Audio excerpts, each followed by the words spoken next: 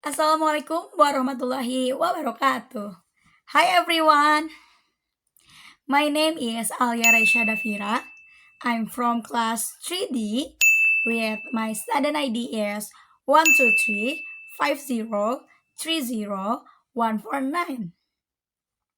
Welcome to my translation project video for translation English to Indonesian course. So today we're gonna break down how I translated a short passage from a novel using different translation techniques. Yup, translating isn't just about swiping words from one language to another, but it's about capturing the meaning, the tone, and making sure it all feels natural in the target language. Oh, by the way, sorry if my voice sounds a bit off today. I've been super busy lately with some events and, well, let's just say my vocal cords are taking a little break, okay? But no worries, I will sure everything's clear for you guys, okay? Okay, alright, so here's the passage we're working with. Let me read it out for you. What Tiffany had thought was the top of the lectern was in fact a much larger book.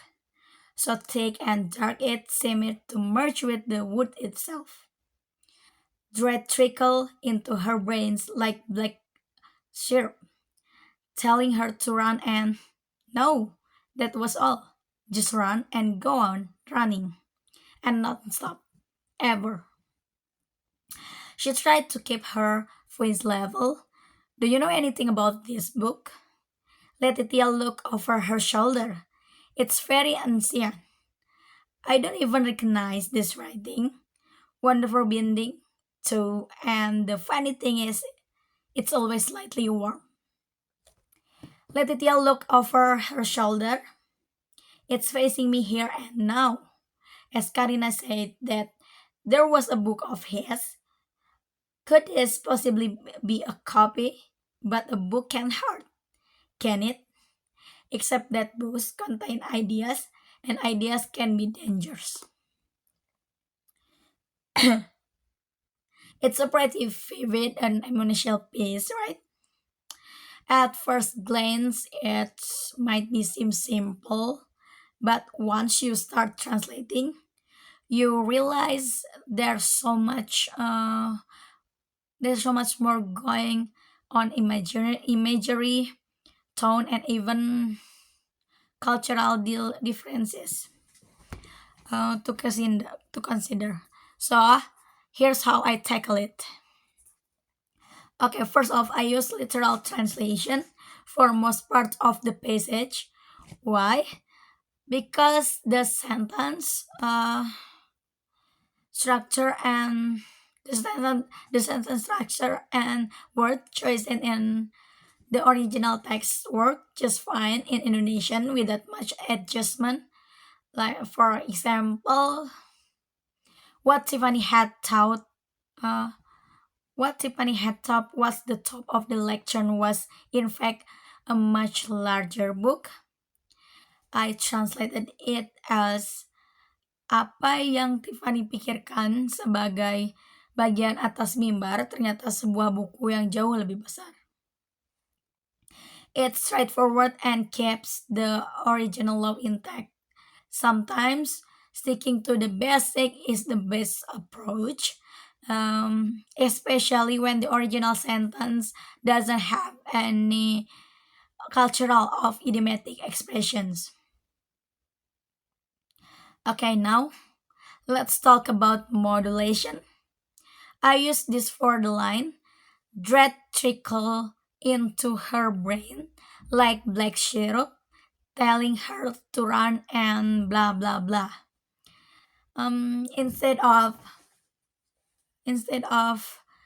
uh, literal translation, I went for ketakutan merayap di pikirannya seperti sirup hitam, membuatnya ingin lari dan bla bla bla. Like that. Why modulation? Because I am Indonesian, uh, we tend to describe emotion in a more active and or vivid way, and merayap feels more natural than something like menetes. The goal here is to maintain the imagery while making it relatable to Indonesian readers. Okay, next. Oh, we have borrowing for the word binding and the line.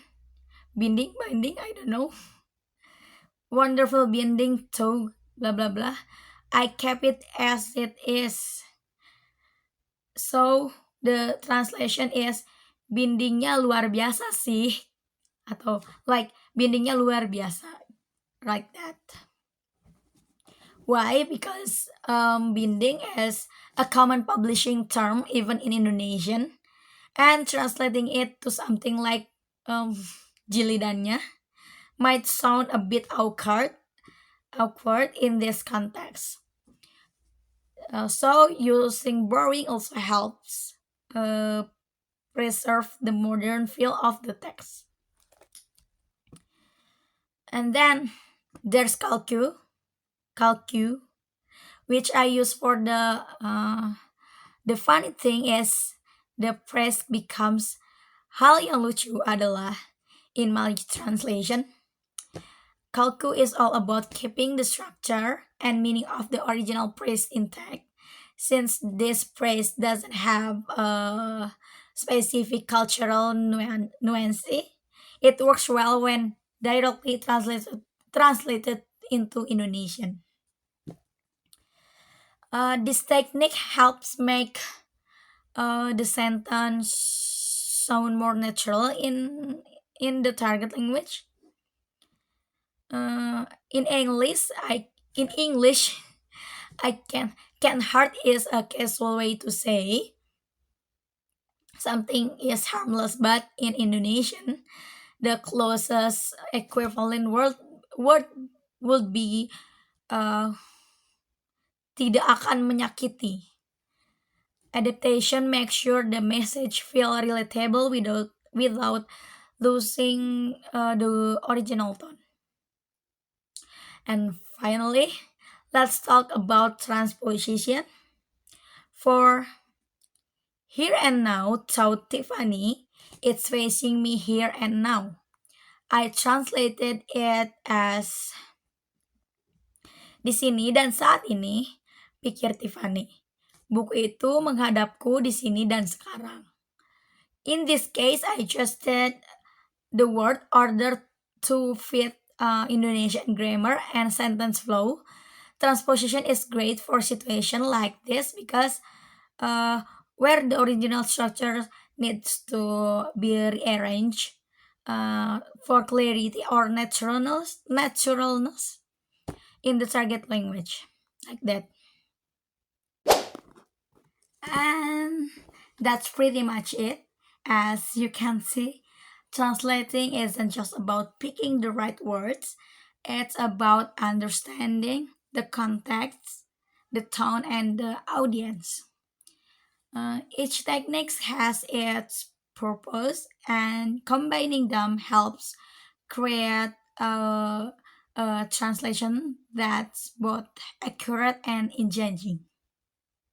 Okay, so thank you so much for watching.